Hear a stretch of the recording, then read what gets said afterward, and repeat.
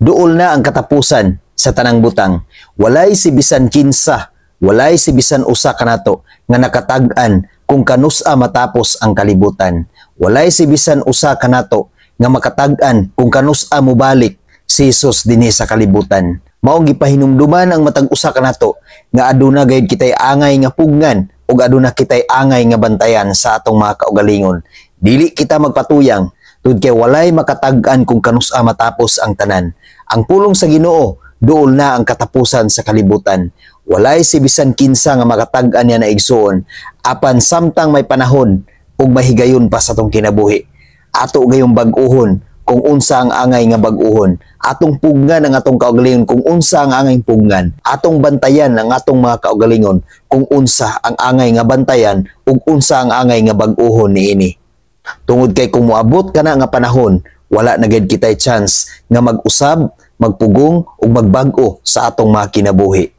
Gusto sa Ginoo igsuon nga maandam ang atong mga kaugalingon aron makaampo kita kanunay ngadto kaniya ug walay mga babag sa atong pag-ampo tungod kay ato namang nausab ang atong mga kaugalingon. Unang Pedro 4 bersikulo 7. Duol na ang katapusan sa tanang butang.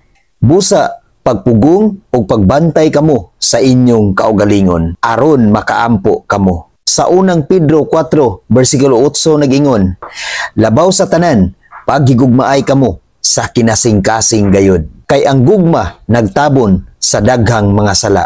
Igsuon labaw sa tanan sama kini sa cross ang atong relasyon ngadto sa Dios, ang atong gugma ngadto sa Dios sa kinasing-kasing gayud ug ang atong relasyon ngadto sa tong isig ka tawo, ang atong gugma ngadto sa tong isig ka tawo. Usbon ko atong ihatag ang 100% ka love ngadto sa Ginoo ug atong paghigugma ngadto sa tong isig ka tawo sa kinasing-kasing gayud tungod kay mao kana ang makapahimuot sa Dios. Ug aduna pagayoy pinakaimportante igsuon, atong i-check ang atong pagtuo ngadto sa Ginoo kung matinud-anon ba kini, kung 100% ba kini, kung sa kinasing-kasing bagayod kini ang atong pagtuo ngadto kaniya. Aduna ba kitay maayo nga relasyon ngadto sa Ginoo? Ato bang gidawat ang Ginoo nga matinud-anon gayod 100% sa kinasing-kasing gayod? Mao kanay angay natong bantayan sa atong mga tagsa-tagsa kakaugalingon aron atong mapugnan ang dili maayo nga mga butang dinhi sa kalibutan nga dili makapahimuot ngadto sa Ginoo.